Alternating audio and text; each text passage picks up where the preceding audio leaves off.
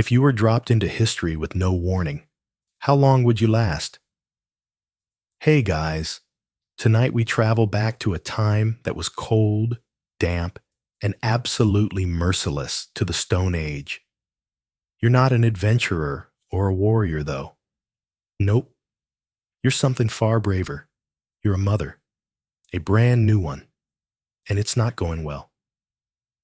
Your breath steams in the stale cave air as you crouch, trembling, over a pile of dried grass and animal skins.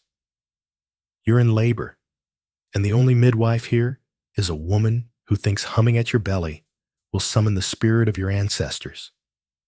There's no boiling water, no sterilized cloth, no epidural, just you, a flint blade, and the faint hope that maybe the wolves outside are more interested in elk tonight. So before you get comfortable, take a moment to like the video and subscribe, but only if you genuinely enjoy what I do here. Let me know in the comments where you're listening from and what time it is right now. Now, dim the lights, maybe turn on a fan for that soft background hum, and let's ease into tonight's journey together. You grip a bone for support as the pain tightens again. It's not your first childbirth, but that doesn't make it easier. In fact, it's harder. You're already tired from a day of foraging. Your ankles are swollen from standing in icy water too long, and the old woman beside you keeps muttering about a bad omen she saw in bird guts. Thanks, Ma. The baby doesn't cry at first. You panic. You rub, rock, even chew the umbilical cord yourself, until finally it wails. The sound is small, wet, and absolutely beautiful. You clutch the sticky, squirming body to your chest, the afterbirth still warm on your legs, your own tears mixing with sweat and blood. Congratulations. You just survived your first miracle, but you're already exhausted. There's no time to rest. The fire's dying, the wind's howling, and a strange smell in the cave suggests something rotten nearby. Maybe a carcass, maybe something worse. You shift closer to the fire, wrapping your baby in the only thing dry, the hide of a deer you trapped last spring. The fur is stiff and smells of old smoke, but it's the warmest thing you have. It's hard to believe this little life will grow up to face saber-toothed tigers, raiding tribes, and possibly an accidental fall into a bog. But right now, your biggest threat is something deceptively tiny: infection. There's no soap, no hand sanitizer. The flint blade was cleaned by rinsing it in last week's rainwater, which was collected in a bowl made from a cracked skull. You're shivering, not just from the cold, but from the looming dread of fever. Historians still argue whether Neolithic people understood infection as a concept, but you know from painful experience that sometimes mothers die after childbirth. It starts with a shiver, then comes the pain, then nothing. Still, you lie back, as much as the cave floor allows. You've done what you can. The baby is here, breathing, moving, maybe even looking up at you, though their eyes are still murky and unfocused. Someone finally notices you're alive. A cousin or a sister. She offers you something warm bone broth with bits of moss. It's not appetizing, but you drink it anyway. You haven't eaten since yesterday, and now your body's about to start producing milk out of sheer instinct and desperation. One of the older women brings over a small carved figurine, worn smooth from years of handling. The fertility goddess. She places it near your head, muttering words you don't understand but find comforting. You've seen the statue used before, for births, for burials, for when someone saw a double rainbow and thought the sky was cracking open. A few of the men stop by to glance at the baby. No congratulations, just nods. One asks if it's a boy. You nod. He grunts. Maybe that means your family gets to keep its fire pit a little longer. Maybe not. In the Stone Age, gender's not just a social construct, it's a survival metric. The rest of the night passes slowly. You don't sleep? Not really. Every time the baby fusses, you tense. Every time the wind shifts, you fear it's bringing something hungry to your door. The fire crackles, but it's shrinking. You mentally calculate how much dry wood is left. Not enough. You hum a lullaby, or what counts as one rhythmic grunt passed down from your mother, who said it calmed spirits and colicky children alike.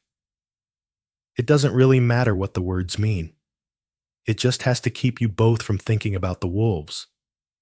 By morning, you're still here, bleeding, shaking, but alive. You step or rather wobble outside to relieve yourself. The cold slaps your face. Your legs nearly give. The ground is hard, cracked, with a faint dusting of frost. You squat behind a bush and pray no one's watching. Privacy doesn't exist, but you try anyway. On your way back to the cave, you see a child's handprint on a stone, probably from one of your own. Probably from a time when things didn't feel so heavy. You touch it. It's faint, almost gone, like everything else these days. As you duck back inside, your baby is stirring. Hungry. Again. Of course. You fumble to latch him, flinching as his tiny mouth clamps down with the enthusiasm of someone who's never known anything but hunger. Which is fair. You know your body doesn't have much to give. You're already malnourished. Your cheekbones are sharp. Your joints ache. But somehow, the milk comes.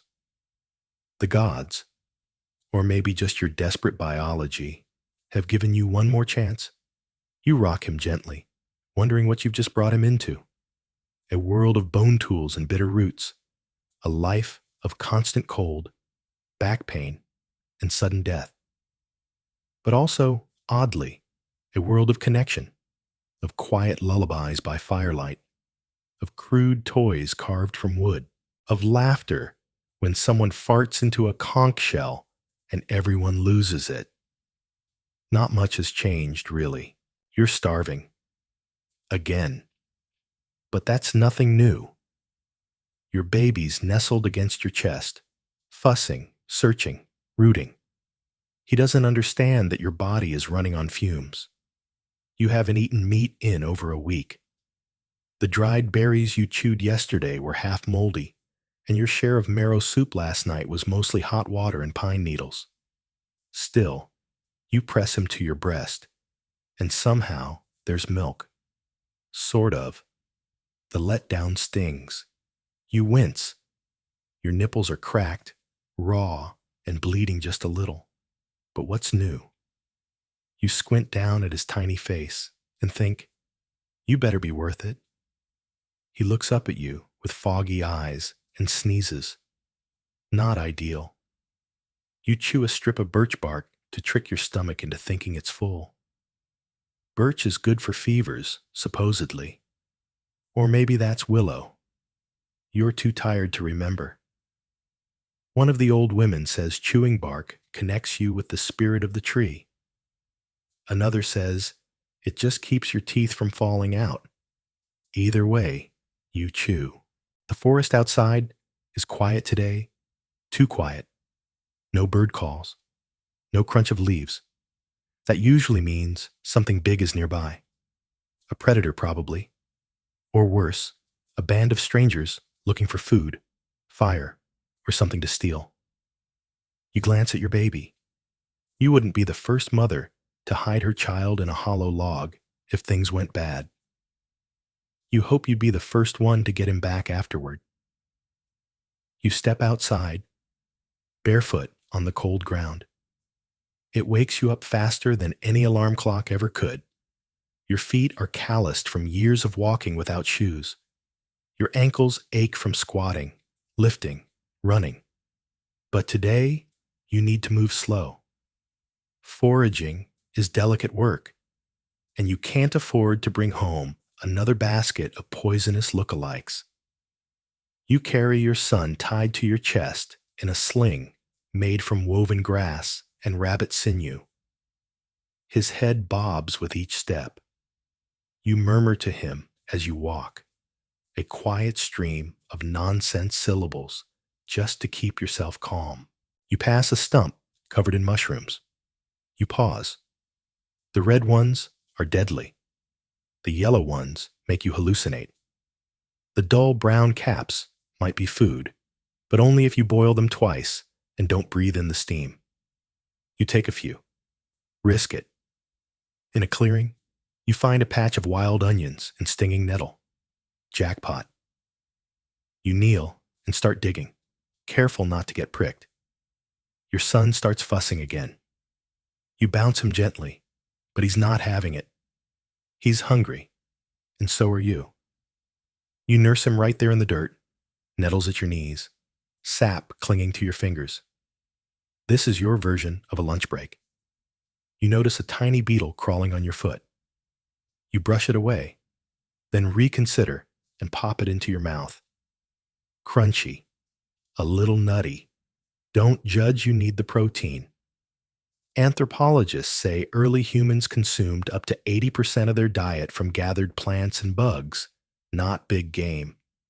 Makes sense, considering you haven't seen a mammoth since your last pregnancy. By the time you head home, the sun is dipping, and your legs are heavy. You've gathered a few fistfuls of greens, 3 mushrooms that may or may not kill your uncle, and 1 wriggling grub you're saving as a snack. Not exactly a feast. As you near the cave, smoke curls through the trees. Good. Someone remembered to keep the fire going. Last time it went out, the whole clan took turns blowing into moss for hours like deranged flutists trying to spark an ember. You walk faster, imagining the warmth. Inside, it's dim but familiar. The smell hits you first, damp fur, burned fat, and something vaguely sour. Home sweet home. You pass the rock shelf, where bones are stacked like forgotten tools. Your youngest used one as a teether yesterday. You didn't stop him. You share your forage treasures with the others. A few grunts of approval. One woman hisses at the mushrooms, but pockets them anyway. Your baby nurses again. He's always nursing. You feel more like a food source than a person. And you are. Because if you don't produce milk, he'll die. That's not dramatic. That's biology. There's no backup formula. No store with powdered anything. If your body fails, he doesn't get a second chance. No pressure.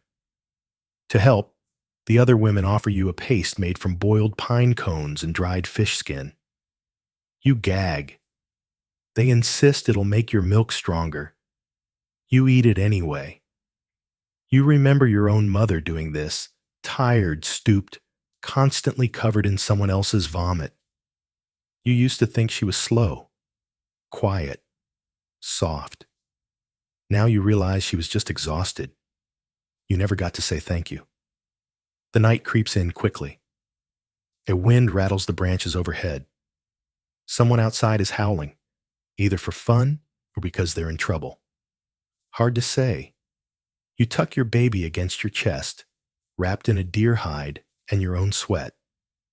You're too tired to clean him properly, so you just wipe the worst of it with a moss scrap and call it good. At some point, you doze off. Your dreams are twitchy and weird, floating over cliffs, teeth falling out, trying to run, but your legs are tree trunks. You wake with a jolt and realize the baby's latched again. Half asleep nursing is your new normal.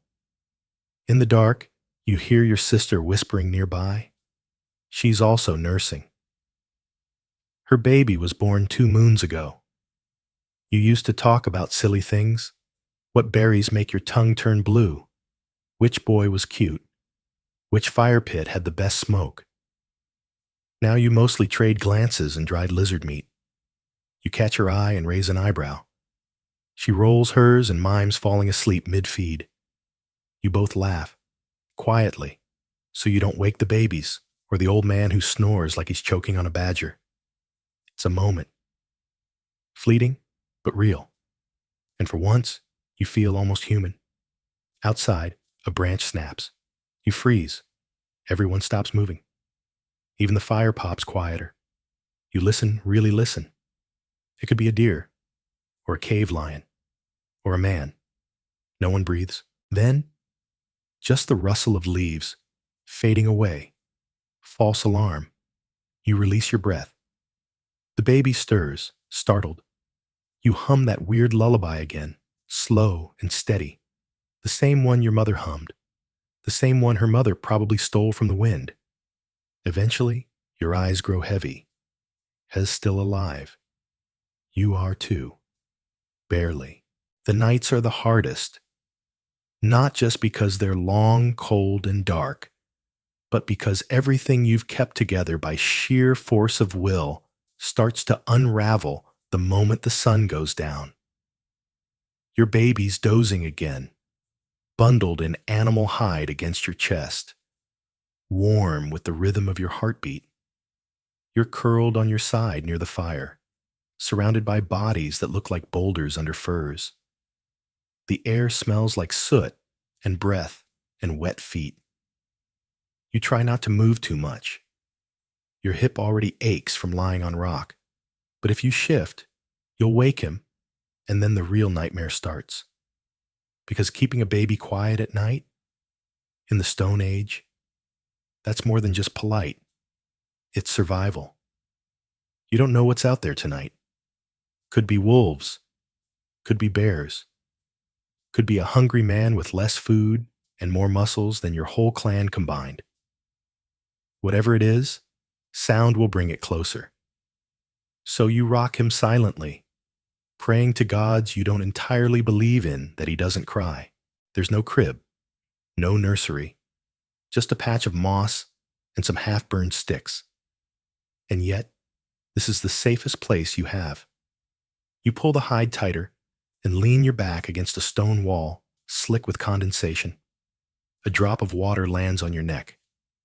Lovely. You know the dangers intimately, not from stories, but from loss. One of your sisters lost her infant last spring. No one heard anything. 1 minute he was there. The next, she woke up to an empty wrap and a trail of tiny footprints leading into the trees. Historians still argue whether wild dogs were domesticated this early, but you know this. Something carried him off. No one chased it. What would have been the point? You haven't slept since not deeply, not safely. You shift your baby to your other arm, the one that's not completely numb. He snorts a little, and you freeze, heart pounding. But no cries come. Just a soft sigh, like the air leaving a bellows. You exhale too, barely. You think about digging a trench. Some mothers do that, little scooped out hollows to nestle the baby between their body and the cave wall, like a natural baby gate. But your cave floor is mostly rock. No trench here, just bruises. Someone rolls over near you, mumbling in their sleep. Probably your uncle. He's had dreams about elk every night since that time he got kicked in the head during a hunt. He sometimes wakes up shouting recipes. Last week he yelled, "Boil the tail twice, not once," and nearly started a stampede inside the cave. You smile, just barely. It helps. A distant owl calls. A good sign, if you believe that sort of thing. The owl sees all, they say, guards the night, or it might just be hungry. Either way, you hope it's not circling above something that's circling you. You stroke your son's tiny forehead. It's warm. Maybe too warm. You frown. Babies run hot, don't they? Or is that just something you say to keep yourself from panicking? You reach for one of your precious firestones, something smooth and flat you heat in the coals and wrap in cloth. It's barely warm now, but better than nothing. You tuck it against his side and watch as he twitches, then settles. He's still breathing. You count. You always count. Every few minutes. In the dark. In the quiet. Just to be sure. You think back to earlier today, how he smiled. Or maybe it was gas. Historians can't agree when infants first started smiling socially, but you like to think he meant it. His little toothless grin, gums shiny with drool, gave you 1 minute of something close to joy. It fades too fast. You hear a rustle outside, not loud, not close, but real. Your heart thuds. You scan the dark, trying not to look directly at the fire it'll ruin your night vision. You listen. You wait. One of the dogs growls, low and deep, from the cave mouth. A good sign. Dogs are better alarms than any spear. You reach for the crude club by your side. Just a heavy piece of wood with a stone tied on. Not elegant, but it cracks skulls if it has to. You clutch it tightly, one hand still around your baby, the other sweaty with tension. Another rustle. Then quiet. You don't sleep again that night. Just drift in and out, blinking at shadows, making sure the fire doesn't die, and your baby keeps breathing. When morning finally creeps over the treetops, it feels like you've survived something. You always do. You just don't know what. Your cousin stirs, stretches, scratches herself with zero dignity. She groans and says something about her back being broken. You nod. You get it. Your entire spine feels like it was carved out of wet clay and then stomped on by something hairy and angry. She eyes your baby, then tosses you a look. He make it through the night? You nod again. Barely. She grins. Tough little thing? You think about saying like his mother, but that sounds too proud. And you don't feel proud. You feel like someone who just outran a nightmare and is still sweating. Outside, the mist is lifting. You squint at the sunlight. Everything looks a little greener, a little wetter. You think about trying to rest, but the baby's stirring. Again. So you pull him close. Again. The cycle continues. And still, you're here. It starts with a cough, a small one, harmless, almost cute. Your baby scrunches his face, lets out a sharp heck, and goes back to sucking his thumb. You freeze, because in your world, that sound is never just a sound. You lean closer. Check his forehead. It's warm. Is it too warm? Or just the right kind of warm for someone wrapped in rabbit hide and pressed against your fever-prone chest all night? You can't tell anymore. You've spent so many hours wondering if he's too hot or too cold that your own sense of temperature feels broken. Then he coughs again. Louder. Wetter. You don't say anything, but your stomach drops into your knees. You've seen this before. It starts like this. Just a cough, or a runny nose, a red spot on the cheek, a little less hunger. And then a few days later, well, that's the part you don't let yourself think about yet. So you act. Fast. You reach for the nearest pouch and pull out a wad of mashed root-sick root, they call it. Technically, it's supposed to be for adults, but who's counting? You rub a smear on his chest, hoping the strong, bitter smell will scare the sickness off. You smear some on your own lips, too. Superstition, maybe. But you do it anyway. You take him outside, hoping the air will help.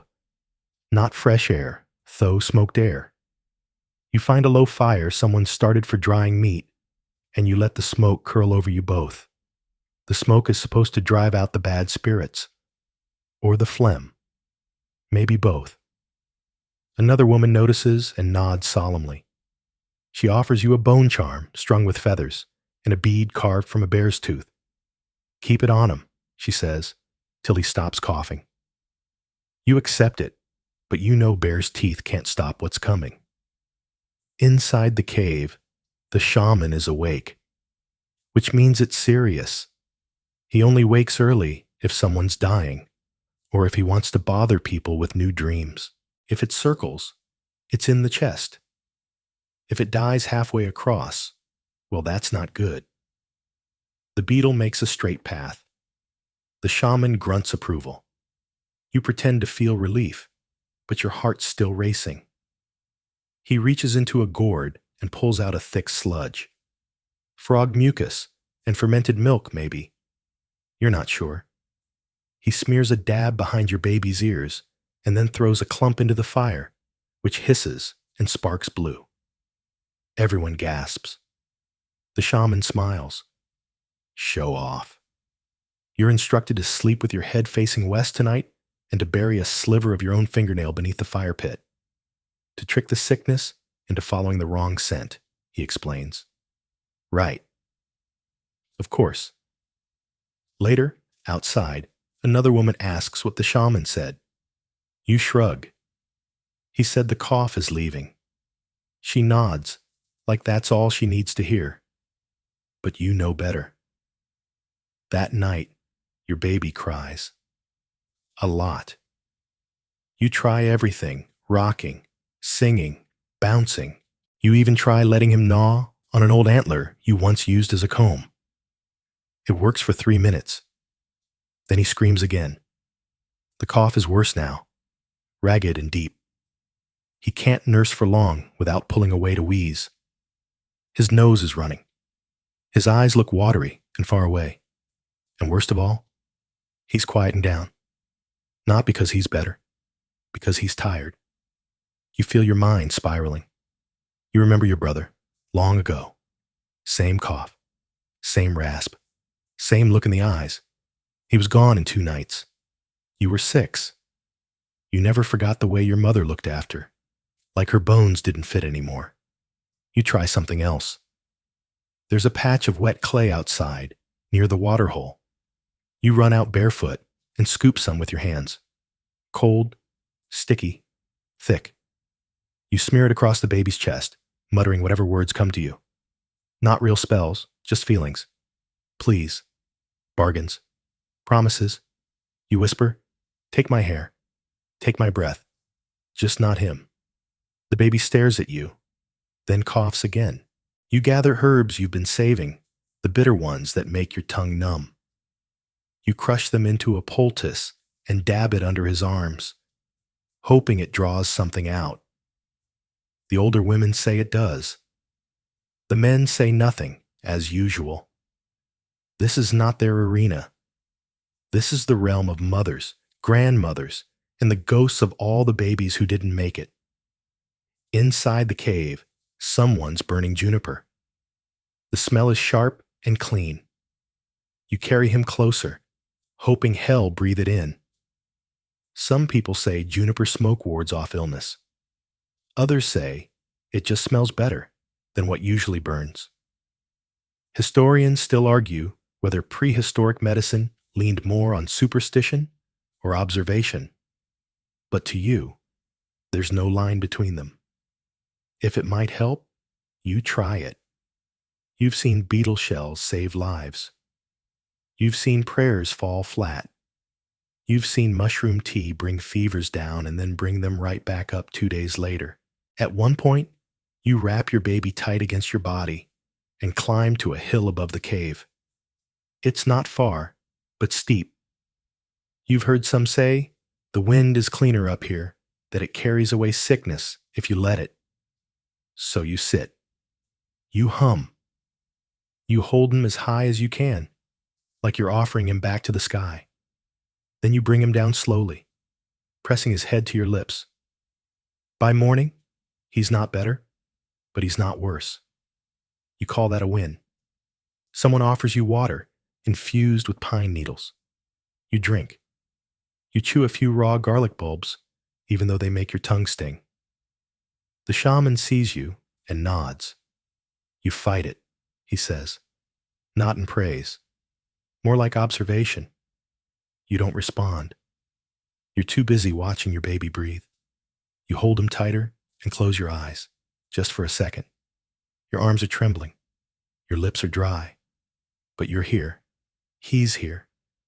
And if he coughs again, you'll fight harder. Maybe not with weapons. Maybe not with facts. But with fire. And root paste. And smoke. And love. You gather roots faster than ever. Not because you're full of energy, your knees creak, and your hips feel like they're made of gravel, but because the men are watching. Not directly, of course. That would be too obvious. Instead, they sharpen spears, adjust their slings, scrape old hides for jerky. But every so often, you catch the quick flick of their eyes toward your bundle. They're counting. Not just the food, but the effort, the pace, your usefulness. You know the drill. A mother who can't pull her weight? She's a burden. And burdens don't get fed when food runs low. Burdens don't get extra furs on freezing nights. They don't get protection when raiders come. They don't get kept. You've seen it happen. A woman gets too sick, too slow, too sedaned. Suddenly her space by the fire is needed. No big argument. No dramatic exile. Just a quiet shift. A rearranging of pelts. A handful of belongings left out near the tree line with no one bothering to ask where she went the next morning. And you have a baby strapped to your chest. Your son. Still coughing now and then. Still clinging to you like your heartbeat is the only thing keeping him alive. Which, frankly, it is. You bend again. Fingers clawing at the cold earth. The roots are stingy this time of year. Tough, tangled, reluctant to let go. You dig anyway. Your nails are split, your knuckles raw, but you keep going. Today's haul, 6 stringy tubers, 2 bitter herbs, 3 berries of the questionable kind, and a fat grub you'll pretend not to eat later in front of the others. Not impressive, not shameful, just enough. Maybe. Your partner is nearby, accidentally within earshot. He's breaking open bones to get at the marrow. You remember when he used to joke while he worked about how clumsy you were with roots, how your hair looked like you lost a fight with a porcupine. He hasn't joked in weeks. He hasn't touched you in even longer. You try to meet his eyes. He doesn't look up. You remind yourself that love doesn't exist the way you wish it did. Not here. Not now. Partnership is about survival. You and he share a fire, a child, and enough silence to drown in. He gave you a carved comb last spring. You gave him a son. That was the bargain. But now that son is wheezing, which means the terms may be changing. You don't blame him, not entirely. Men are taught from boyhood to measure worth in strength and silence. He doesn't know what to do with a woman who cries over dead mice and sings lullabies to lumps of clay shaped like babies. He probably thinks you're fragile or cursed. Either way, he's watching too, judging, deciding. You straighten up and stretch your back, wincing. Your shirt, if you can call a few stitched hides, a shirty's damp from sweat and baby drool. Your legs tremble from squatting too long, but you sling your foraging bag over your shoulder and walk tall back to camp. Act strong. Act useful. Even if you're falling apart, back at the cave, smoke curls lazily from the fire pits. The elders are checking food bundles. You hate this part. Their eyes are sharp, calculating, practiced. One sniff, one poke, and your entire morning's work is deemed worthy or worthless. You kneel and open your bundle. The elder woman approaches, gray-haired, thin-lipped, wrapped in a robe that smells of damp moss and authority. She reaches into your bundle with 2 fingers and squeezes a tuber, looks at the herbs, finds the grub, raises an eyebrow. You meet her stare. After a long pause, she grunts. Better than last time. It's not praise, but it's not dismissal either. You've survived another round. Later, while you're soupif, you can call boiled bark, and tuber's soup bubbles over the fire. You notice your partner is gone, probably hunting, or sulking, or maybe flirting with that sharp-cheeked woman who offered him dried fish yesterday. Her hands are unscarred, her children grown, her hair still thick. You stir the pot and pretend not to notice your jealousy bubbling louder than the broth. Two women nearby whisper. You hear your name, or at least the name they give you when you're not around, the cracked one, not out of cruelty, just accuracy. You cry too easily. You pray to rocks. You talk in your sleep. Once, you were seen kissing the forehead of a skull buried in the river mud. You don't correct them. You are cracked. You are soft in the places this world wants hard. You remember every child you've buried, every birth that ended in silence. Your grief is visible. That makes people nervous. But being cracked doesn't mean broken. When your partner finally returns, he's dragging a skinny hair behind him and looking pleased with himself. You don't know if he caught it or found it already half dead, but it doesn't matter. Meat is meat. He tosses the hair next to your feet and sits. You nod. He doesn't respond, but he doesn't move his furs either. That's something. You slice a sliver of meat into your soup, just enough to pretend the flavor is rich. Your son wakes, snorts, and coughs.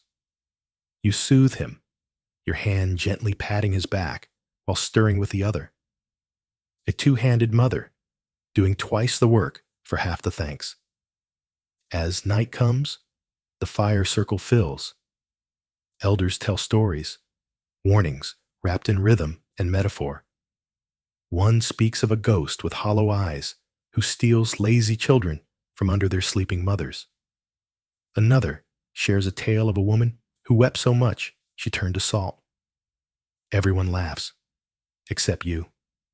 You wrap your son in the warmest fur you have and lay him across your chest. You press your lips to his head. Still warm. Still here. Barely. You glance at the others. The women. The quiet ones. The ones who don't speak unless asked. The ones who have learned to smile while starving. They nod at you. Some with sympathy. Some with fear. They know what you're fighting. They fought it too. You know what's at stake. The next dry week could mean someone gets voted out. The weakest, the sickest, the slowest. And who do you think they're looking at? You tuck your baby closer. Your fingers tremble, but your eyes stay sharp. You will not go gently. You will not vanish like the others. You'll outdig, out-hum, outlast. And if someone dares to vote against you, well, you remember where you buried that antler club. The cold doesn't knock. It barges in like it owns the place. You wake to frost, crusting the edge of your blanket, the same hide you wrapped around your son last night, tugged tightly between your bodies. Now it crackles like dry leaves. You blink slowly, disoriented, your breath forming tiny clouds that hang in the air like reluctant ghosts. Your joints are stiff, your lips are cracked, and your toes, well, you're trying not to think about your toes. You reach for your son. He's curled up against you, face tucked into your ribs, his breath shallow, but steady. His cheeks are pink, but not the good kind of pink. The kind that makes you worry it's fever and not just chill. It's the first day of what everyone now admits, without saying it aloud, is winter, or what counts as winter in your part of the world. The animals have retreated. The berries have vanished. The rivers are skimming over with ice, like the earth itself is closing its eyes. You sit up slowly, Every part of your body protests. You feel like a badly assembled skeleton. You chew a few frozen cranberries left from last season, shriveled, sour, and probably older than your memories of warmth. That's breakfast. No one else is eager to get up either. The cave is packed. Bodies huddle under shared furs, limbs tangled like roots in a forest floor. One child is sleeping on a dog. The dog doesn't mind. You envy both of them. A few adults stir. You catch your partner's eye across the dim firelight. He nods once, brisk, like your two coworkers bracing for a long shift. Romance at its finest. He stands and starts gearing up, wrapping his feet, tightening his belt, checking his spear. You know what this means. The hunting party's going out. You also know what that means. You're not eating tonight unless they come back with something bigger than a squirrel. And lately, it's been mostly squirrel. You wrap your son and strap him to your back. He groans, but doesn't cry. Too tired. That's never a good sign. You follow the other women outside. The wind hits like a slap. It's not the gusting kind, it's slow and bone deep, like it's trying to whisper directly to your marrow. The world is whitewashed. A thin layer of snow covers everything. Not enough to be beautiful, just enough to make walking dangerous. You slip once before you even reach the tree line. A rock hidden beneath the frost nearly sends you tumbling. You laugh quietly, not because it's funny, but because if you don't laugh, you'll probably cry. Foraging is harder now. Most of the roots have pulled back into the earth, as if the ground itself is refusing to give. You scavenge bark, scrape lichens off rocks, and dig through brittle grass for seeds like a starving bird. Every calorie matters. One of the younger girls finds a frozen frog. It's stiff and curled like a question mark. She holds it up, unsure. You nod. Frog stew isn't glamorous, but it's protein. You tuck it in your pouch without a second thought. You try not to think about how many frogs you've eaten this year. By midday, your fingers are numb. You can't tell if you're carrying 10 ounces of food or just 10 ounces of snow. You pause to shift your son on your back. He hasn't coughed much today. That's either great or it means his lungs are too tired to bother. You breathe on your hands and press them against his feet. They feel like stone. You whisper to him softly, promising warmth that doesn't exist. He stirs slightly, but stays quiet. Back at the cave, the air is warmer but barely. The fire is down to embers. Someone burned too much wood last night, probably trying to keep a baby quiet or dry out a wet tunic. Either way, now the pile's dangerously low. You help relight the flames using your breath, a flint shard, and a prayer you barely remember. One of the sparks catches. You whisper thank you to nobody in particular. The stew that night is gray. You're not sure what's in it. You're not sure you want to know. You feed your son first, carefully, slowly. He only takes a few sips before drifting off again. You check his breath every few minutes. Still there. Barely. The hunting party returns late. No mammoth, no deer. Just a few rabbits and one unlucky pheasant. Not enough. The leader of the group mutters that tracks are vanishing. The snow's hiding everything. Even the big ones, he says, voice grim. No one asks what that means. Everyone already knows. When food runs low, the cold gets bolder. Like it smells opportunity. You curl beside your son that night, both of you wrapped in shared furs. You add a warm rock to his side, freshly pulled from the edge of the fire. You sing something soft, though your throat is raw.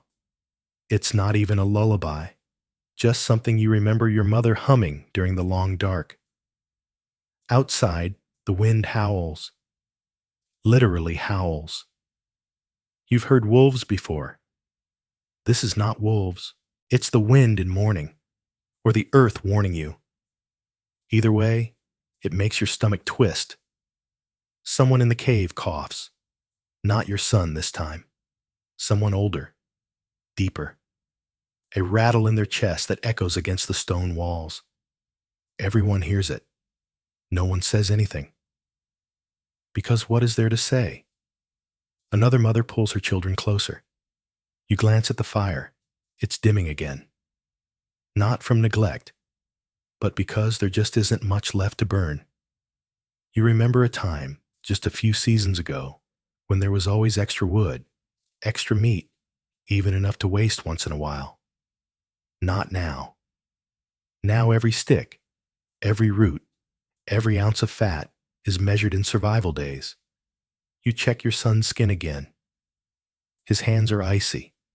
You pull them inside your tunic, tucking him into the softest place on your body, pressing him into your own warmth.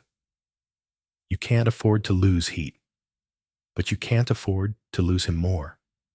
You whisper stories to keep yourself from panicking. Not real ones, made up nonsense about a magical cave where the sun lives inside a fire that never dies, where babies are born with full bellies and warm socks, where mothers sleep through the night and wake up without dread. You know it's fantasy, but so is hope sometimes. In the deepest part of night, you wake to silence, that kind of silence that makes you sit up too fast. You check your son, still breathing, still warm, just sleeping deeply.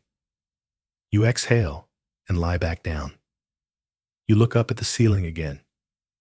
The soot above you looks like constellations. You name them just to pass the time. The rabbit, the smoke loop, the sleeping mother. You hum. You imagine yourself in the fire, not burning but floating. Light, weightless. Somewhere where no one coughs, no one judges, no one decides your worth based on your morning harvest. But then the cold nudges you awake again. Because the cold doesn't care about dreams. You check your son one last time. He's still warm, still here. That's all you need. You press your forehead to his and whisper, "We made it through another one." Then you pull the hides tighter, your hands stiff and aching, and prepare to do it all again tomorrow. You blink awake to the sound of teeth grinding. Not yours, surprisingly.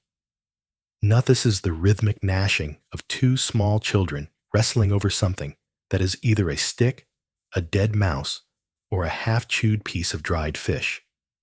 Possibly all three. You groan and roll onto your side. One of the kids is yours. The other is your niece, and she fights like a wolverine on a bad day. You'd hoped for a quieter morning. Maybe a little peace. Maybe a minute to stretch your spine before the chaos starts. But you forgot where you are and who you're raising. Welcome to Sibling Rivalry, Stone Age Edition. Your son is only a few years older than the baby strapped to your back, but somehow he's already mastered three things: stealing, tackling, and blaming the nearest child. You love him with every cracked cell in your body, but you also understand why mothers in stories sometimes went to live with the spirits. Honestly, tempting. You separate the two brawlers with your forearm. They both screech, indignant. You hiss under your breath quiet, because noise still equals danger. And because the old woman, 2 furs over, just gave you a look like you've personally offended her ancestors. Your son mutters something about she started it. Classic. You hand them each a strip of dried root and tell them it's magic bark that will grow their brains if they chew quietly. One believes you. The other narrows her eyes like she's this close to launching it at your head. Parenting, prehistoric style. You think raising children is hard now? Try doing it when toys are sharp rocks. Discipline is a grunt and a glare. And the closest thing to a timeout is telling them to go count lizards until they forget why they were mad. But the biggest challenge? Teaching them to care for each other when resources are few, space is tight, and every instinct screams mine. You've tried everything. Stories about animals who share their meat and get rewarded by the sky spirits. Warnings about selfish children being taken by frost demons. Even sharing stones a game where they pass a rock back and forth like it's treasure. That one ended with a cracked skull and a temporary ban on rocks. You're not a gentle parenting expert. You're just tired. Still, they're not always at war. Sometimes, rarely, you catch them curled up together, the older one with his hand protectively on his brother's chest, or whispering made-up words to each other that somehow calm them both down. Those moments feel like miracles. Tiny, muddy miracles. But they vanish quickly, especially when the bigger one gets hungry, which is often, because food is rationed. You can't always feed everyone at once, and no one likes to admit this. But sometimes, deep down, you fear you've created rivals, not just siblings, rivals for survival, rivals for space, rivals for warmth. In a society where every extra body stretches the food thinner, love doesn't always win. You've heard whispered stories too quiet for the children to hear about hard winters when families had to choose, when they left the weakest child wrapped warmly and walked away.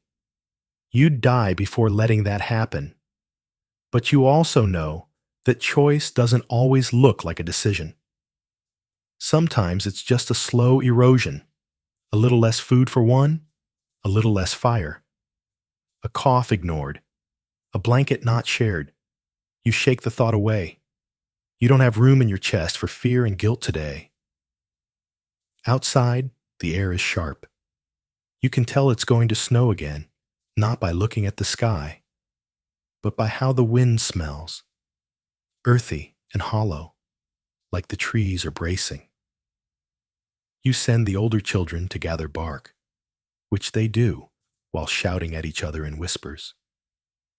You follow behind, holding the baby and watching your older son try to assert authority he definitely has not earned. He puffs up, copies your partner's stance, points with a stick like it's a spear. It would be funny if it weren't so familiar.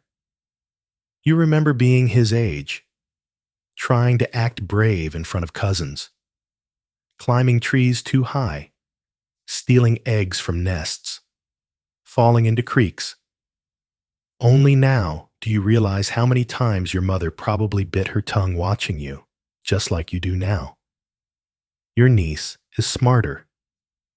She waits for your son to step in snow up to his thighs, and then sprints past him to the best tree bark. Classic. By midday, their arms are full. Your son's nose is running. Your niece has a cut on her chin from tripping on a frozen root. But no one's bleeding too much or crying too loudly, so you consider the outing a success. Back in the cave, you reward them with warm soup made from yesterday's leftovers and a pinch of something you secretly saved, maybe wild mint, maybe just moss with ambition. Either way, it makes the kids wrinkle their noses, which is fun.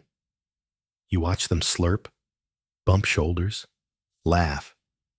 You want to bottle that sound. Save it for when the nights feel too long. Later, while the fire's still crackling and the baby's napping, you tell them a story, something about two stars that used to be sisters until they fell to earth and had to learn to share a single sky. They listen. Mostly. Your son interrupts to ask if the stars ever punched each other. Your niece says if she were a star, she'd be the bright one. You sigh, but keep going. You hope the lesson lands. You hope they remember that being a sibling isn't just about being stuck in the same cave, it's about holding hands when the darkness presses in.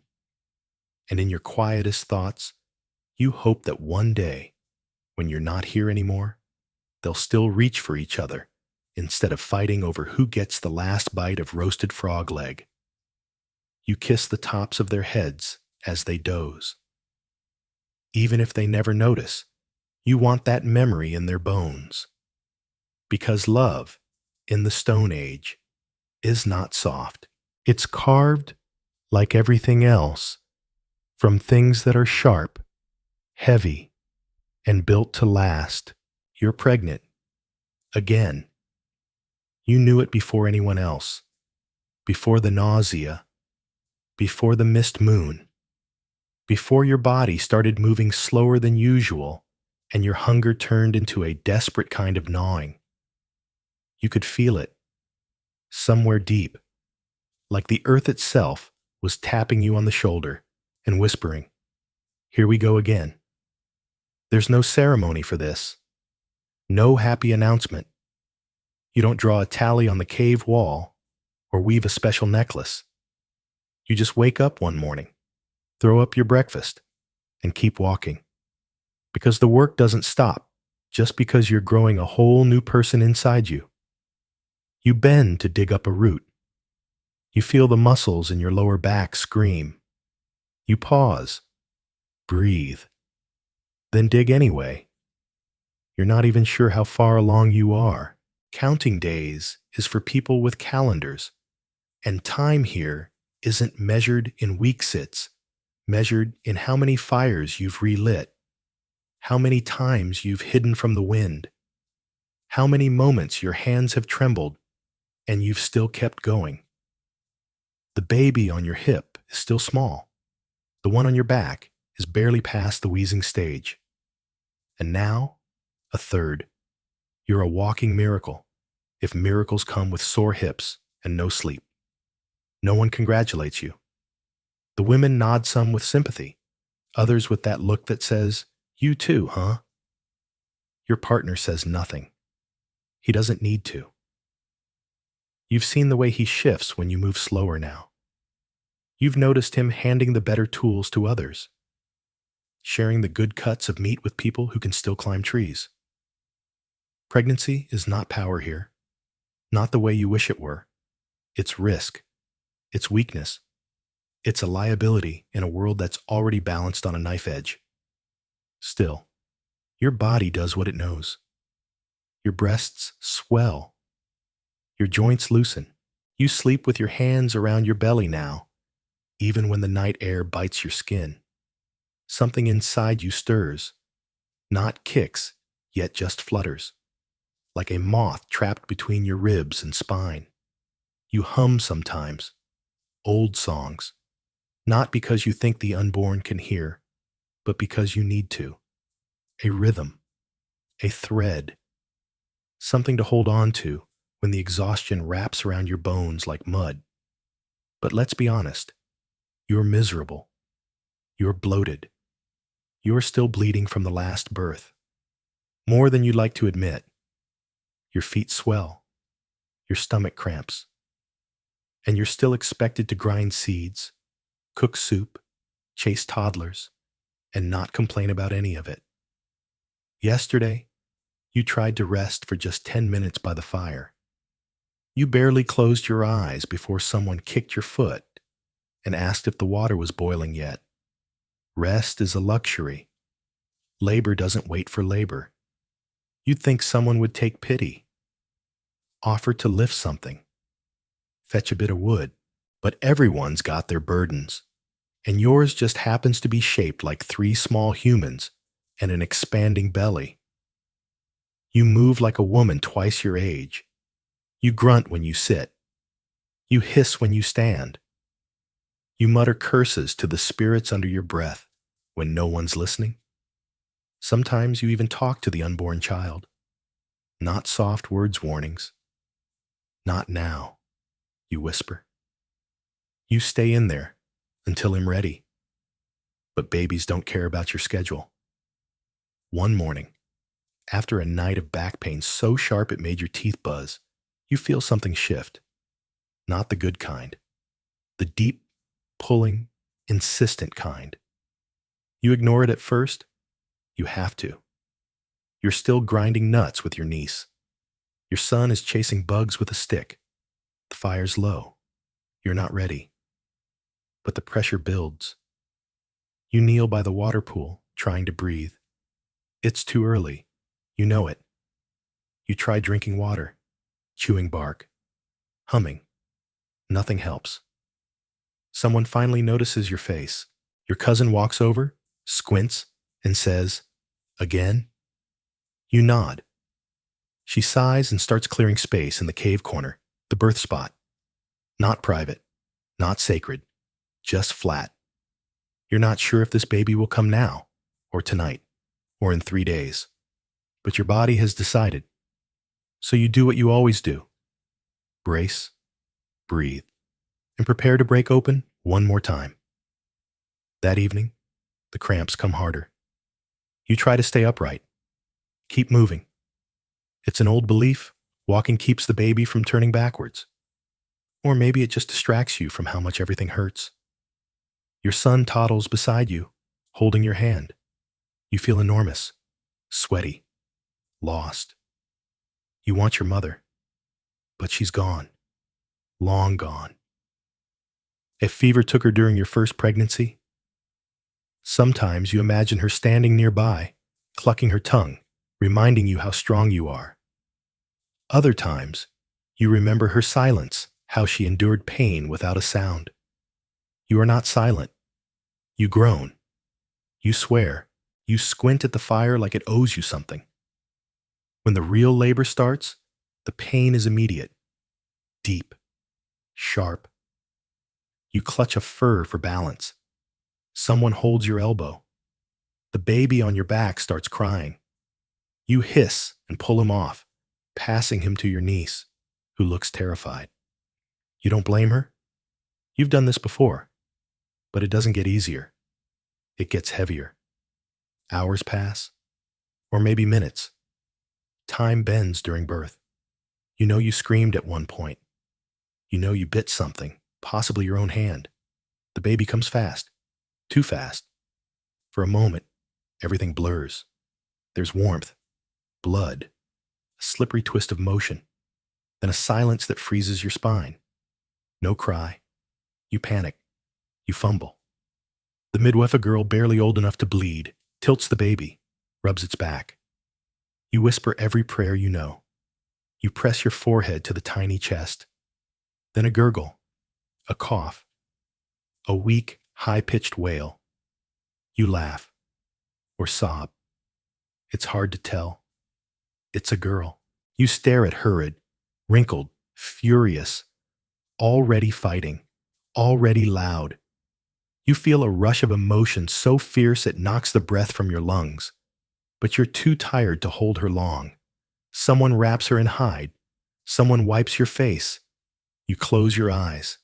You survived. Again. And now, there are 3. You don't know the exact moment he vanished. 1 minute your middle child was playing with a pine cone near the edge of camp, talking to it like it was a friend, gnawing on it between laughs, dragging it in the dirt like a pet. And the next he's gone. Not even a whimper. Not a crunch of leaves. Just gone. At first, you assume he's wandered behind the rocks or ducked into the tree line. Kids do that.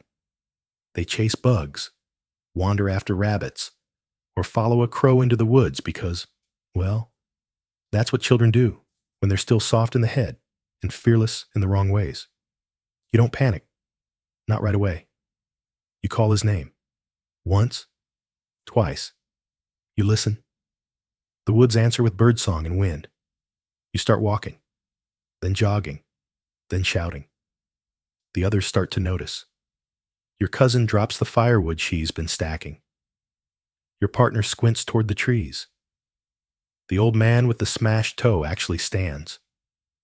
That's when it gets real. You yell louder now. Your voice cracks. Your heart races. Your hands tremble, but your legs keep moving. You dive between trees, calling out into the brush. His name feels foreign in your mouth, like a sound you've never said before. It echoes weirdly, comes back wrong. You find a footprint, just one, small, too small to be anyone else's. It leads toward the slope. You run faster. The air gets colder. The light thins. And then nothing. The footprint vanishes.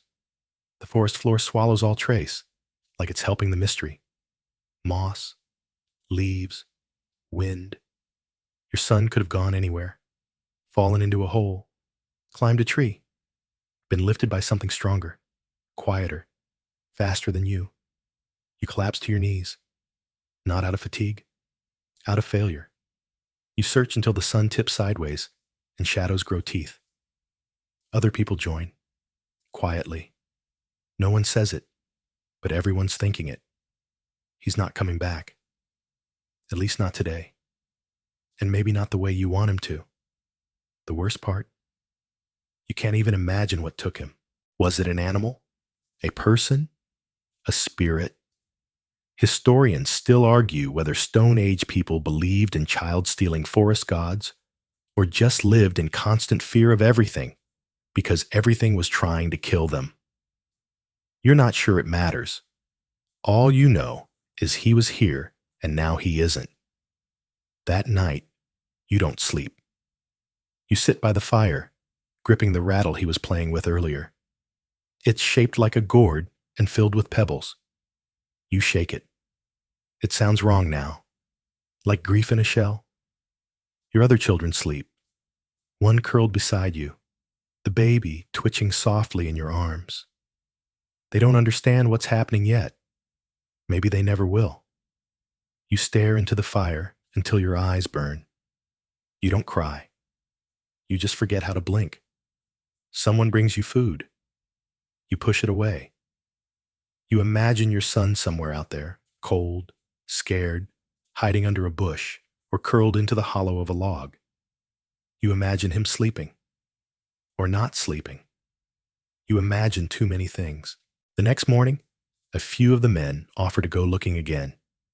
They do it in that way men do, half duty, half wanting to get out of the cave for a while. You nod. You don't say thank you. You don't say anything. Your partner sits beside you, for once, silent. You expect him to blame you, or himself, or no one. But he just sits, chewing on a stick, eyes fixed on the same patch of sky that hasn't helped yet. You wonder how many children get lost like this. Probably more than anyone wants to admit.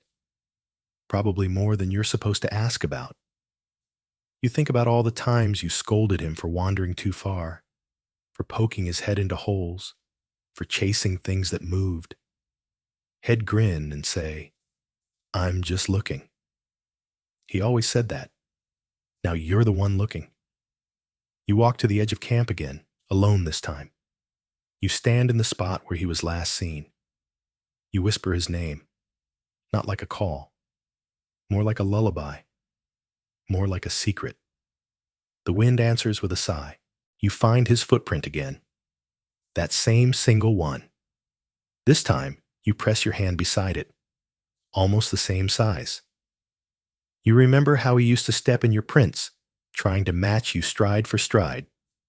You whisper, "I'm still here." The next few days blur. You go through the motions feeding the baby, checking the fire, gathering whatever can be gathered in this dead season. But your mind is always elsewhere, always back at the edge of the trees. You make a small pile of stones where you last saw his trail. It's not a grave. It's not a marker. Just something. Something that says, he was here. He mattered. He laughed. One of the older women tells you a story that night. She says, sometimes the earth calls a child back early, not as punishment, but because they're needed elsewhere. You nod politely, but inside, you scream. Your partner carves something his way of mourning. A small totem, your son's shape, roughly etched in bark. You don't ask where he got the bark. You don't ask what he'll do with the figure. It disappears into his pouch. That's enough. Life moves forward. It always does. But you don't forget. You dream of him. Sometimes you hear his laugh behind you, turn quickly, and see only wind. Sometimes you swear he's tugging your hem. You wake up with your heart galloping and tears that won't fall. You don't speak of him around the other kids. Not yet. Maybe not ever. You're not sure how to explain a disappearance. Not when your world is built on surviving, not understanding. But sometimes, when your older child is playing quietly, you hear him whisper, "Hez hiding. He'll be back soon." And you nod. Because what else can you say? Maybe one day, he will come back. Maybe not as a boy, but as a fox that follows you for days.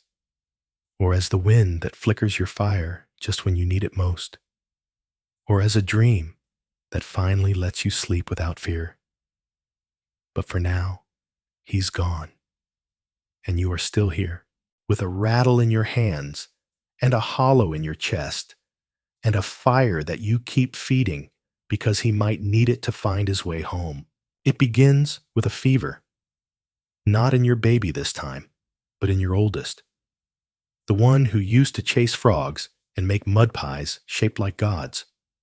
He's older now, just barely too big to be carried, just old enough to roll his eyes and ask, why? About everything you say. And now, he's on his side, mumbling, face flushed, sweat beating along his temples like the dew you used to collect from leaves when you were little, and things didn't feel so heavy. You touch his forehead and pull your hand back instinctively. Hot. Scary hot. The kind of heat that feels like it's burning from the inside out. You wrap him in a fur, but the fur feels useless. Wet with sweat 1 hour, thrown off the next when he kicks and thrashes. You press cold stones to his neck, the ones you kept in water all night, hoping they'll draw the fire out. They don't. You make a broth. Then another. You sing. You press your lips to his scalp and whisper his name again and again like it's a spell that might anchor him here. He mumbles strange things in his sleep, asks where the stars go when they fall, says he's flying, says something about frogs with wings. You smile, then sob when he doesn't notice. No one offers help right away. Sickness spreads. Everyone knows that. You've seen it happen, one child down, then a cousin, then someone's grandmother, and soon half the camp is groaning while the rest of you pray you don't start coughing too. So they keep their distance. Your partner watches from across the cave. He doesn't move closer. You don't blame him, not anymore. But you do notice he's packed a small bundle beside his sleeping spot, just in case he needs to leave quickly. The fire crackles low. No one wants to sit too close. You and your son exist in a kind of isolation. He moans through the night, shifting, trembling. You hold him as tightly as hell let you, even when he squirms. When he vomits, you clean it with moss and snow. You kiss his forehead and murmur, "It's okay," even though it isn't. Historians still argue whether Stone Age people had a name for death. But you do. You call it silence. And you're not ready for silence. You try everything. You chew herbs until your tongue goes numb, and then smear the pulp across his chest. You whisper apologies to spirits you don't believe in, and offer a feather you've kept since your mother died. You beg. Quietly, of course. You don't want the others to hear the begging. At one point, your son opens his eyes. They're glassy, far away, but focused on you. "Are we dying?" he whispers, and it breaks something inside you. You shake your head and say no. Not today. Not now. Not ever, if you can help it. He nods, like he believes you, then closes his eyes again and falls back into that half-sleep, where his arms twitch like he's chasing something through the dream world. You hold him tighter. The next morning, the shaman approaches. He doesn't say anything at first, just stands at the edge of your fur pile like a statue with terrible breath. Then finally, he offers you a thin paste in a carved wooden spoon. Moss vinegar, he says. Bitter. Might help. You take it without a word. You're too tired to argue. You rub it on your son's wrists, behind his ears, between his toes. Places the old women once said sickness tries to escape through. Later, he sweats again hard. His whole body trembles with the force of it. You wipe his face, whispering the same lullaby your mother once sang to your brother on his final night. He lived. Your brother lived. You say that in your head like a mantra.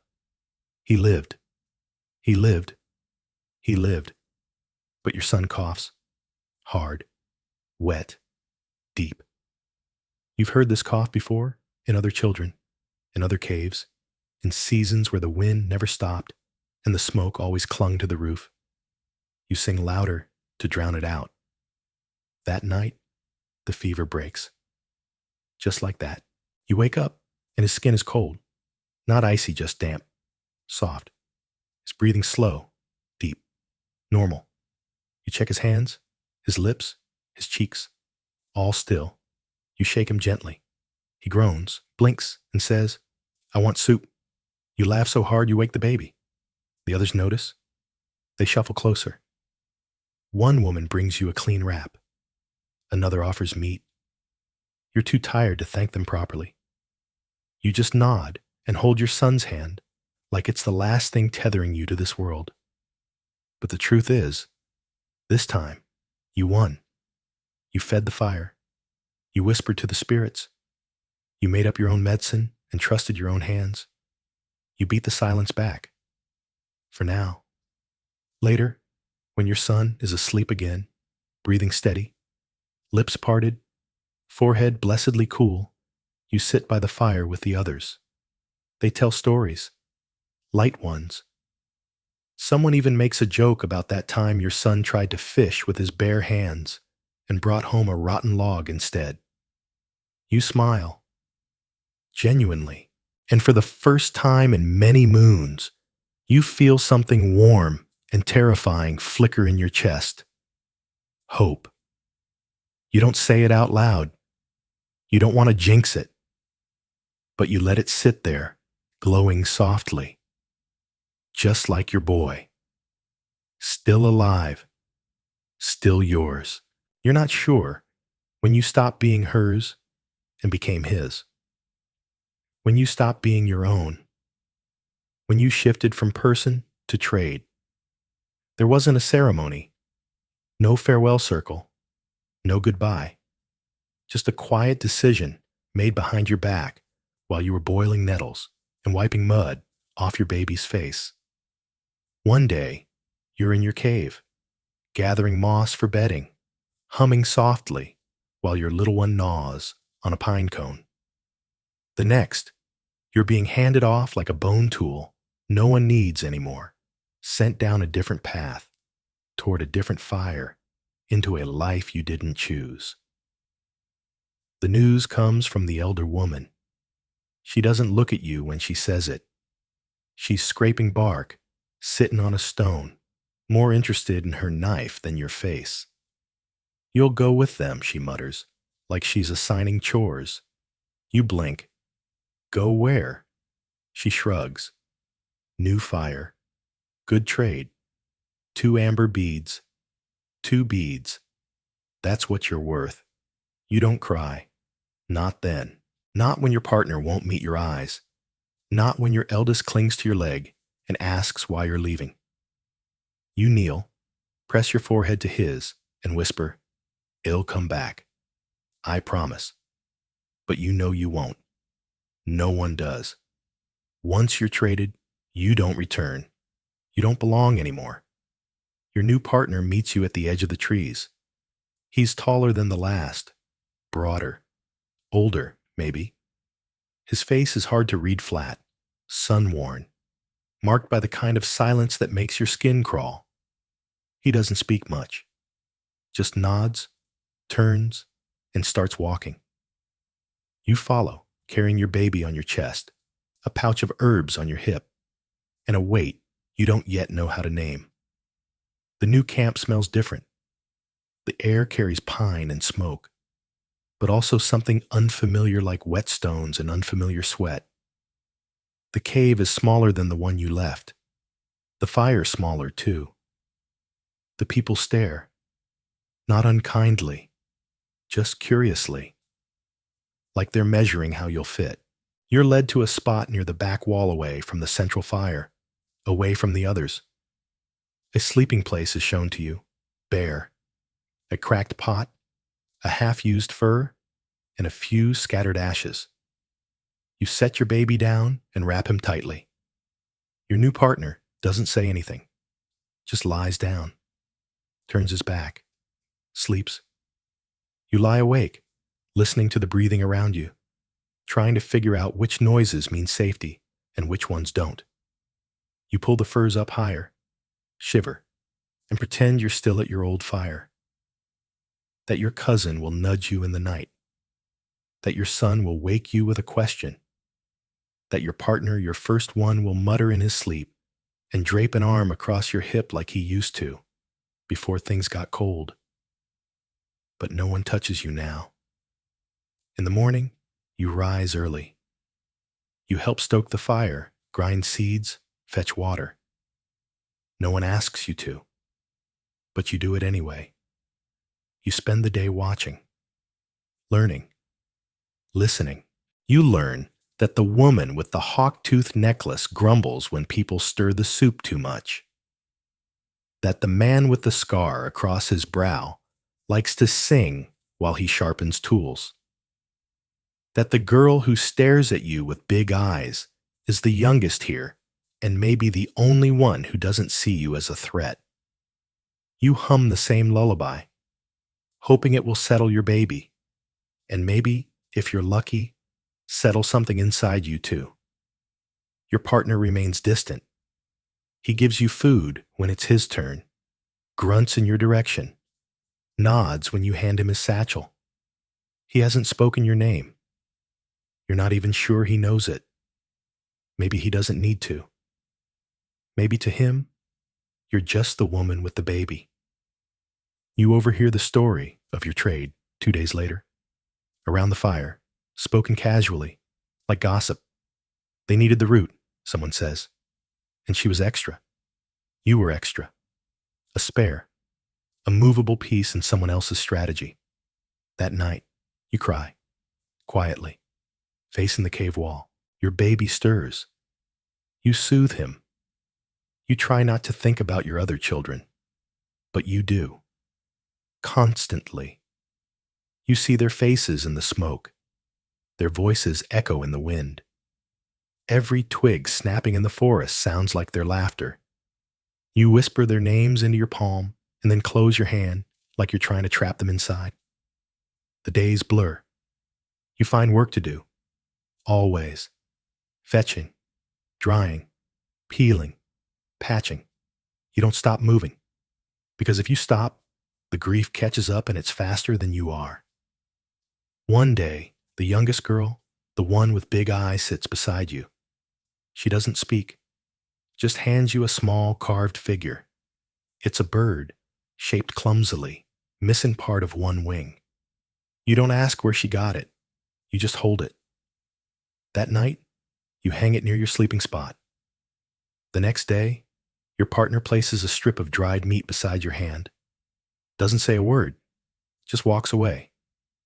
It's the first thing he's given you voluntarily. You nod. Not thanks, just acknowledgement. Days pass, then weeks. The others begin to speak to you. Little things, comments about the weather, questions about your baby's name. You answer gently, softly. You don't want to push. You just want to remain. You begin to remember how to laugh, quietly at first, then louder when the youngest girl falls into a bucket of water and shrieks like she's dying. Even your partner smirks. You carve a second bird, smaller, smoother. You hang it beside the first. You're not home, but you're not lost either. And that, in this life, counts as a miracle, because you were traded, taken, moved like driftwood from one shore to another. But you didn't break. You adapted. You breathed. You mothered. And somehow, you're still here, still building something, still surviving. One bird, one fire, one child at a time. You wake to the sound of tension. Not shouting, just voices clipped short, sharp as flint strikes. Two men speaking in low tones near the mouth of the cave. Not close, but not far enough for comfort either. You pull the furs tighter around you and your baby, instinctively curling inward, listening. It's your partner. You recognize the cadence of his speech now, the measured rhythm, the pause before he says something final. The other voice? It belongs to the wiry hunter, the one with the slight limp and the bad habit of laughing at things that aren't funny. They're arguing. At first, you think it's about the hunt, something territorial, who found which trail, who took credit for which kill. But then your name bubbles into the edge of their conversation, even if they don't say it directly. You hear the word woman, then hers, then silence. That's when you sit up. You can't see them clearly from where you are, but you can feel the exchange shift. The wiry man says something. Your partner doesn't reply. Then the man laughs, not loudly, but with that low, mocking tone you've heard before, the kind that curls under your skin like cold water. A beat passes. Then the voices stop. You listen harder, straining to hear any movement. None. A heartbeat later, your partner appears. He walks in without looking at you, drops a pouch of dried roots beside your fire, then turns away and settles on his side of the furs. His shoulders are tense. His back is straight. He does not speak. You say nothing either, because now you understand what that conversation was. Not a dispute over meat, but a warning. You're not safe. Not completely. You never were. This camp has rules, unspoken ones, constantly shifting, always uncertain. You've watched the way people glance at you when they think you're not looking. Not cold, not cruel, but curious. Calculating. Measuring your presence against your usefulness. Here, being new means being watched. Here, being unclaimed means being available. And even though your partner doesn't say much, doesn't share your bed in any tender way, doesn't speak your name like a friend might he has, in his own quiet way, claimed you. Not possessively, just publicly. Which, in this world, is a kind of shield.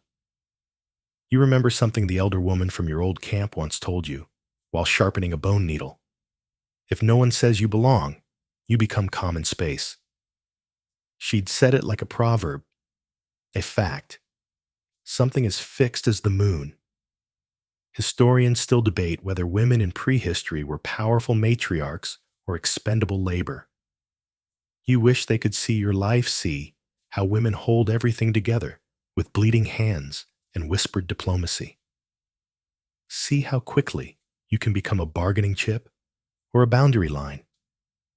That night, you sleep lighter than usual. Every twig pop jolts your senses. Your baby stirs often, and you nurse him half asleep, rocking with your eyes open. The next morning, you keep close to the women. It's not that they've welcomed you fully, Not yet. But you've begun to find rhythms, patterns. You grind roots beside the one with the chipped tooth and the knowing eyes. You help the elder braid fibers for a sling. You let the youngest girl tug at your braids and giggle when she ties a beetle shell to your hair. You stay visible, because visibility means protection. That afternoon, you tie your fur differently across one shoulder, not both. It's the style worn by bonded women in this camp. You hadn't bothered before. You do now. You sit closer to the central fire, where there are always eyes, always witnesses. You hum while you work, just loud enough to be noticed, just enough to signal, I am here. I am part of this. I belong. When your partner returns from hunting, he places meat beside your mat. Dried hair. Not much, but enough for a meal. He doesn't speak, but this is something. A gesture. You nod.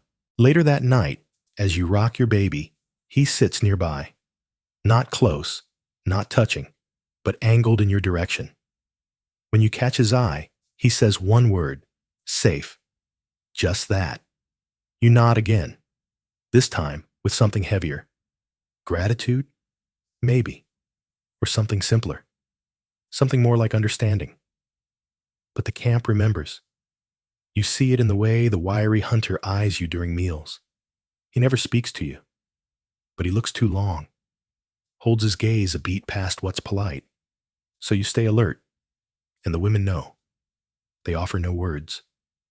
But small gestures ripple around you, an extra fishbone, a warmed hide, a space closer to the fire. None of it is loud. All of it means everything. One night, while you're mending a tear in your sling, the youngest girl, the one who gave you the carved bird, sits beside you. She hands you another gift, a stone bead, flat, with a hole worn in the center. For your bird, she says quietly. You smile. You thread it onto the string. Now it dangles beneath the bird, like a heart. You ask her where she found it. She shrugs. Old place. She doesn't elaborate. You don't press. The days grow warmer. Your baby is crawling now, awkwardly, but determined. He babbles constantly. His favorite game is to grab your hair, tug it, then laugh when you yelp. You pretend to be angry, and he howls with joy. The cave is less cold than it used to feel. Not because the fire is any larger, but because your place here, while still delicate, has solidified. You're no longer invisible. You're no longer extra. You're just here, useful, present, watching, and always, always listening. You carve a second bird, this one smaller, smoother, its wings outstretched like it might lift off. You hang it beside the first. Your partner sees it. He doesn't comment. But the next day, he hands you a small feather black with a bright red tip. Found it near the water, he says. Looked like you're carving. You take it. You don't smile. But later that night, you tie it to the string. Let it flutter with the others. Let it become part of the growing flock above your sleeping child's head. The hunter doesn't bother you again. Not yet. Maybe never. Or maybe he's just waiting. But so are you. And you're not the same woman who first arrived, scared and small, too stunned to cry. You're a mother with a tethered heart and a watchful eye. You know how to hide your fear now, how to wear it like bark quiet, useful, always listening. And above your baby, the birds sway gently in the firelight. Tiny wings, tiny warnings, tiny reminders that even here, even now, you are still shaping a space for yourself. One thread, one glance, one heartbeat at a time. You didn't set out to become the healer. You didn't wake one day thinking, today, I'll replace the shaman. You were just trying to keep your baby alive, to soothe a fever, to stop a rash from spreading, to quiet the scream that came with a teething molar at 3 a.m. But one day, the elder's daughter came to you, hunched and pale, gripping her middle. You recognized the look, the tight jaw, the sweat on her upper lip, the too casual shrug that always meant something hurts more than it should. She didn't ask for help, not directly. She just sat near you, close enough that your knees almost touched, and let out a long, deliberate sigh. So you brewed something, a tea made from bark and root, bitter, earthy, barely drinkable. You handed it to her with a quiet word, slowly. She took it, didn't thank you. But the next day, she brought you dried plums. Not a gift, an exchange. You understood. Then came the hunter with the swollen wrist, too proud to admit it had been hurting for days. He said he fell. You said nothing, just handed him a poultice wrapped in hide, the kind that draws out swelling and lets things settle. Next was the boy with the broken toe. Then the woman whose belly wouldn't stop cramping. Then the child with a cough that whistled like wind through reeds. And slowly, people stopped pretending they weren't coming to you. They started arriving with questions instead of excuses. Is this safe to eat? What's good for sleeping? Do you know anything for this? You weren't the shaman. You never claimed to be. You didn't rattle bones or chant over ashes. You didn't ask for dreams to guide you. You just knew which bark cooled a fever fastest, which flower stem soothed a raw throat, how to make a salve that didn't sting, and a tea that tasted like dirt but helped bleeding stop. You knew these things because mothers have always known them, out of necessity, out of fear, out of desperation. You remember your own mother, crouched in firelight, her hands stained red from crushed berries, whispering, "Taste it first, not too much," before dabbing a smear across your brother's wound. She wasn't a healer either, just a woman who refused to let her children die without a fight. Historians still argue whether ancient medicine belonged to women or to men in smoke-filled caves, whether women held sacred knowledge or just scraped by with instinct and trial. You want to tell them, it's both. There's the pageantry, the theater, the rattling shells, the dancing shadows, the breathy incantations that make pain feel smaller for a moment. And then there's the other kind, the quiet kind, the work done in corners, in whispers, with fingers so practiced they move before the mind even catches up. The kind of healing built from repetition, from mistakes, from watching what worked once and what never did again. That's the kind you do. And people are noticing. You still don't sit near the shaman. That would be too much. But now, you don't always sit at the edge of the cave either. Now, you have a place, a spot near the side fire where people know to find you, where a child might wander over with a scraped knee, where a woman might hand you a handful of leaves and ask, "Do you know this one?" You've begun to gather things, carefully, quietly, roots, barks, dried flowers, little bits of stone and bone that can hold heat or cold depending on what's needed. You store them in a pouch you stitched from hide and hang it near your birds. Yes, the birds are still there. Now 3 of them. The first, rough and cracked. The second, smoother. The third, carved just last moon its wings, curved downward in rest. You strung a shell between their feet and tied a red feather to the newest one's beak. The women notice the birds, ask what they mean. You shrug. They're just for watching, but they're not. They're your guardians, your reminders.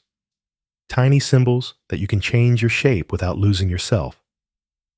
One night, while crushing seeds, your partner sits beside you, close, but not in the way that steals your space. He watches your hands move steady, practiced, efficient. "You've done this before?" he says. You nod. "Enough times." He watches a little longer, then asks, "Do you miss them?" You don't have to ask who he means. Your other children. Your old fire. The life traded for beads and better paths. You pause, then nod. Yes. He says nothing more, but he hands you a stone from his pouch, a flat piece of shale with a perfect circle carved in the middle. "For hanging things," he says, "like your birds." You take it. Trace the circle with your thumb. That night, you tie it to your pouch, not because it's practical, but because it matters. You don't heal everyone. You can't. Some wounds are too deep. Some fevers too fast. Some people wait too long. You still cry when a child doesn't wake. Still curse the moss when it turns black from rot.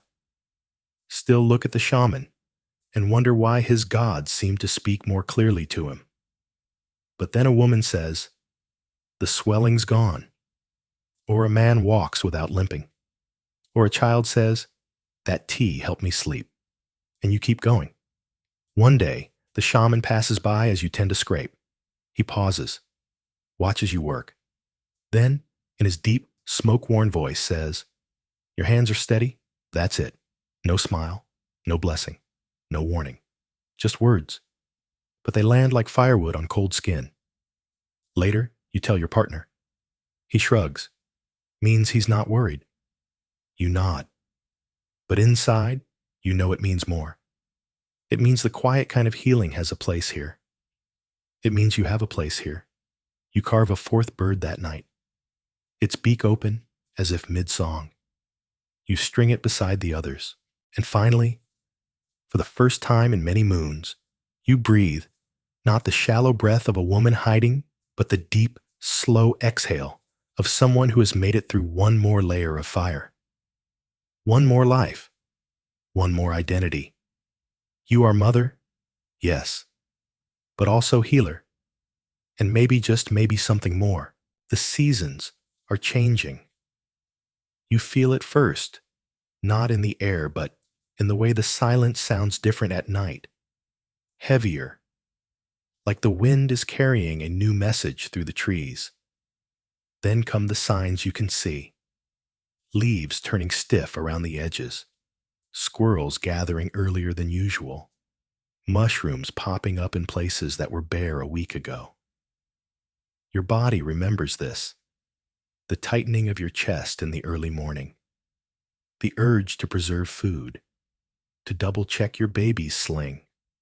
To count things even when there's nothing really to count. You know what's coming. Migration. The time to move. You've moved before, of course, but not like this. That time, you were traded. This time, you're going with them. That single difference changes everything. The decision is made not by you, not even with you, but it includes you. The scouts speak openly within earshot. The route is discussed near the fire. One of the older women even asks if you've seen any early signs of rot on the root bundles.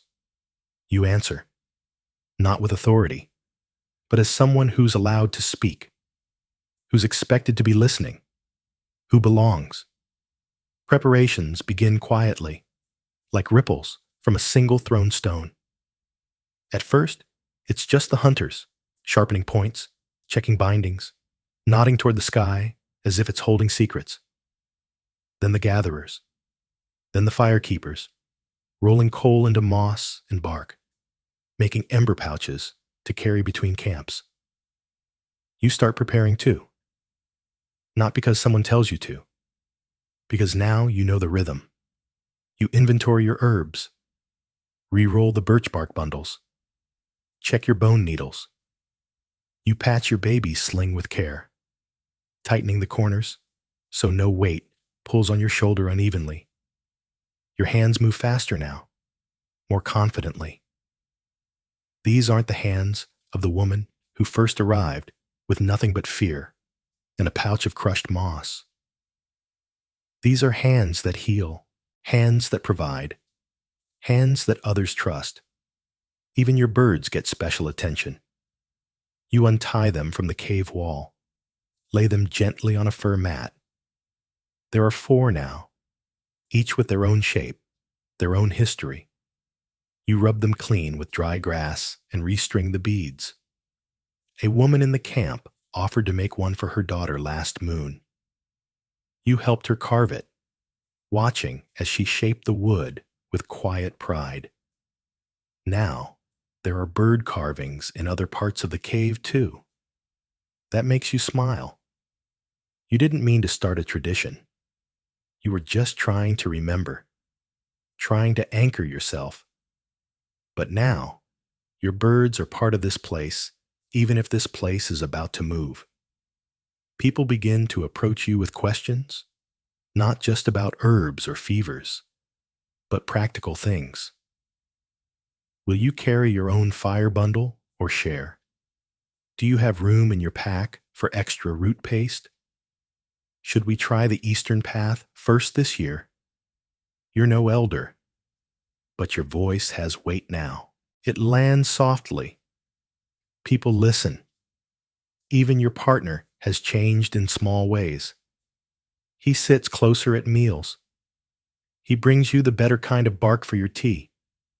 He doesn't speak much more than before, but his presence is warmer. When your baby fusses, he reaches out to rock the sling without being asked. One night, by the fire, he gives you something. A comb, carved from antler, smooth and curved, the teeth just wide enough to ease through your knotted hair. From the last camp, he says, I traded for it. You don't say anything. Just hold it. Let the gift speak for itself. When you use it later, your baby reaches for it, his small fingers tugging the antler as if it's a toy. You laugh, and your partner laughs too, quietly, in that surprised way that feels like a reward. And that's how you know it's real. This life, this role, this place. You're not temporary anymore. You're not a visitor. You're becoming part of the pattern. Historians often argue over whether women in migratory tribes were valued equally or merely tolerated, whether they were essential or expendable. You want to tell them, it depends, not just on the tribe, or the year, or the season. It depends on the woman, on how much she gives, and how long she survives, and how many people come to rely on her hands when things hurt. You've given much. You've survived more. And now they rely on you. On your teas, your quiet voice, your birds swinging above your baby's head like tiny sentinels. The night before departure, you can feel it in everyone. The stillness, the pacing, the humming, the way people clean without needing to, repack things they already packed. Even the children seem to sense it running more than usual, sleeping less, watching the fire like it might disappear. You lie awake that night, listening to your baby breathe, tracing the edge of the comb with your thumb. You're ready. Not just packed, not just physically prepared. Emotionally, spiritually, deeply, you're ready.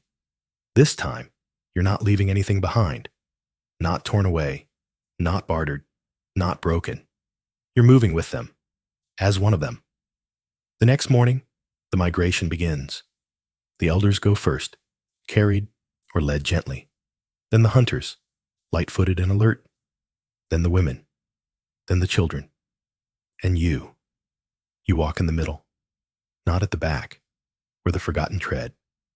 Not at the front, where only the confident lead.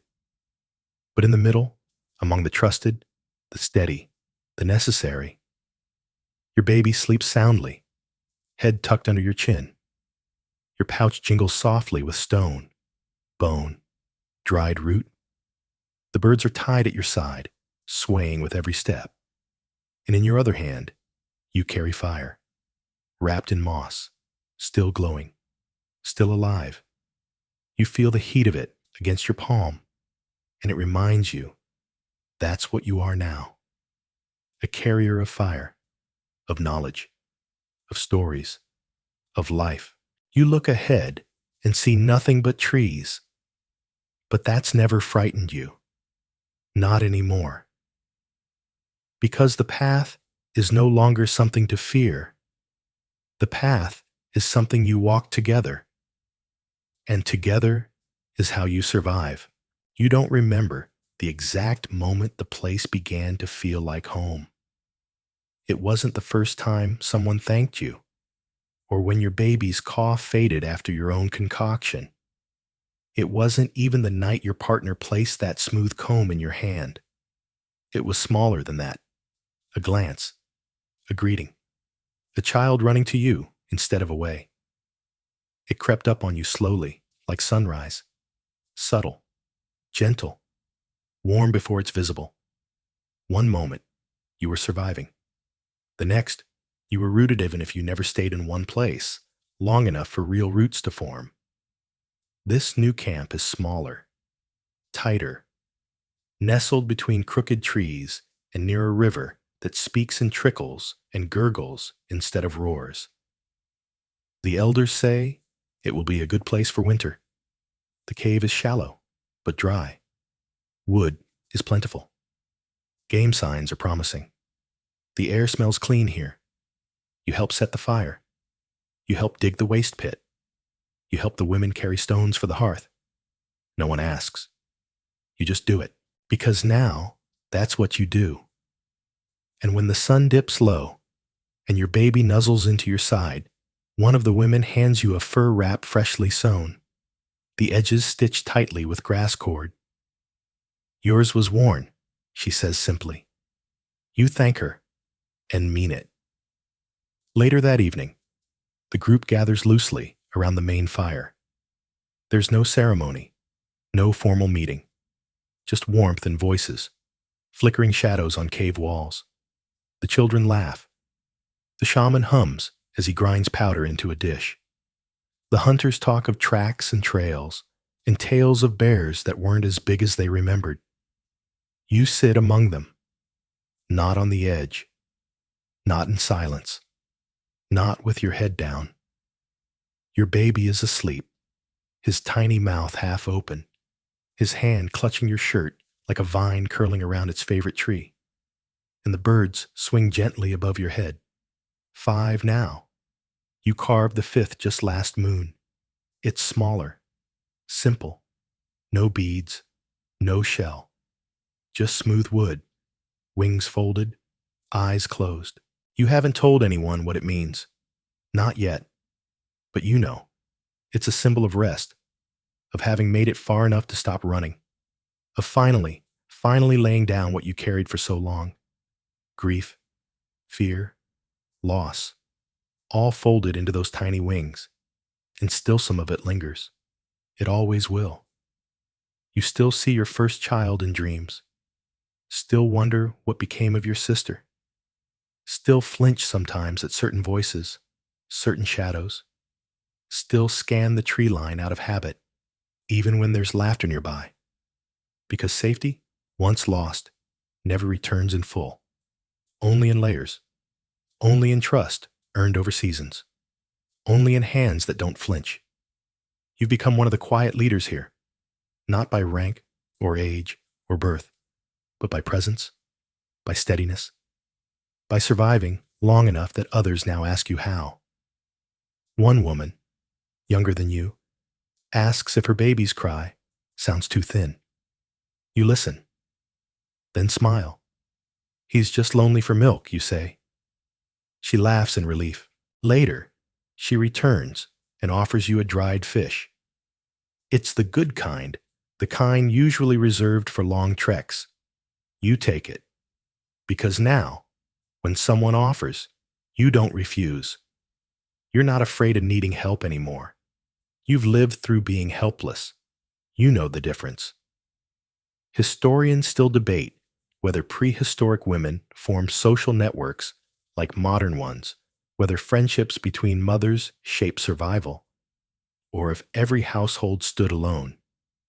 You could tell them this: it's always the women, the ones who braid the grass mats, the ones who hum lullabies, the ones who know which root to eat and which one kills the goats, the ones who give without keeping count, the ones who survive quietly, unnoticed, until suddenly everyone depends on them. You remember that now, as you walk toward the edge of camp to collect water. The river is dark and calm. You kneel, your baby still strapped to your chest. He murmurs, half dreaming, against your neck. You dip the vessel, watch the ripples fan outward, and in that mirrored surface, you see not the woman you were, but the woman who came through, not untouched, but whole nonetheless. The moon is rising, pale and soft. The trees sway, like sleepers turning in their beds. And for the first time in so long, you feel peace. Real peace. Not because nothing can hurt you, but because you've learned how to move through pain, how to outlast it, how to grow stronger around it, like bark over an old scar. You rise, turn back toward the fire. There's stew cooking now. Someone is singing. A low tune, no words, just sound shaped into comfort. You walk back slowly. Let the breeze carry the steam and the story of the night. Your birds sway gently. Your baby sleeps soundly. And your heart, finally, does not ache. It beats. Steady. Full. Home. So now, with the fires dimming low and the birds resting gently by your side, you let yourself breathe slower. You've made it through another day in a world that asked too much, too soon, and far too often. And yet you remained. You endured. You found a place in a space that never promised safety, never offered gentleness, and still, you made both with your own hands. Let that settle in your chest for a while. Let the weight of your story shift into something softer, something worn and warm and familiar. Out there in the dark, a river still flows. The trees still lean toward the sky. And in the quiet curve of your arms, your child dreams without fear. The season is changing, but tonight, you don't need to prepare. You don't need to plan. You don't need to fight. Tonight, you get to rest. You did enough. You are enough. So let your eyes close like wings folding after a long flight. Let your breath match the rhythm of the wind in the leaves. Let your body sink into stillness, not the stillness of defeat, but the stillness of survival, of presence, of peace. You are home. You are safe. And morning can wait. Good night, friend. End of story. Sweet dreams.